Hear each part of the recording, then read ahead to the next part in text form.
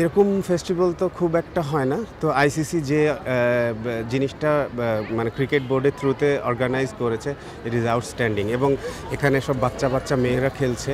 সবথেকে বড় ব্যাপার যে ওরা ইন্টারেস্টেড। ওরা সকাল থেকে গরমের মধ্যে রোদের মধ্যে এসে ওরা মাঠে নেমেছে। এবং আমি এখানে দেখেছি প্রচুর বাচ্চা মেয়েরা আছে যারা আসলে আশা জাগাচ্ছে বাংলাদেশ ক্রিকেটের জন্য।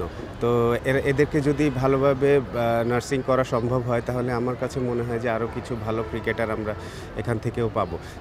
সবথেকে ইম্পর্টেন্ট ব্যাপার যেটা, সেটা হচ্ছে যে এই বয়স থেকেই ওরা ক্রিকেটের দিকে এগিয়ে এসছে, ছেলেদের মতো করে ওরাও এগিয়ে এসছে। তো এর থেকে বড় আর কি হতে পারে?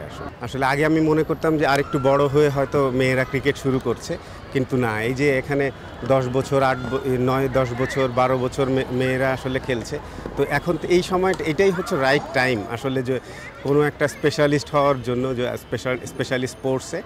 তো ওরা যে এই সময় থেকে শুরু করেছে, তো তাহলে আসলে খুব একটা প্রতিবন্ধকতার সম্মুখীন হতে হবে বলে আমার মনে হচ্ছে না। আসলে ডেফিনেটলি বাংলাদেশের খেলা তো দেখাই হচ্ছে, এবং আমার কাছে মনে হয়েছে যে বাংলাদেশ ক্রিকেট টিম যথেষ্ট উন্নতি করেছে। প্রত্যেকটা টিমের জন্য তারা থ্রেট হয়ে আছে এখন। যদিও আমাদের 2টা ম্যাচ আনফর্চুনেটলি মিস হয়েছে, but the quality of cricket was outstanding. তো আমরা আশাবাদী যে আমাদের টিম আরও বেটার হবে।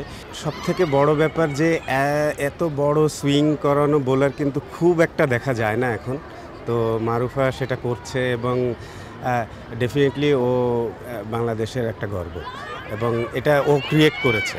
তো যেটা ভালো জিনিস আসলে ক্রিকেট মহলের যত যেই থাকুক না কেন সবাই আসলে সেটার অ্যাপ্রিসিয়েট করবে, যে অ্যাপ্রিসিয়েশনটাও পাচ্ছে এই মুহূর্তে।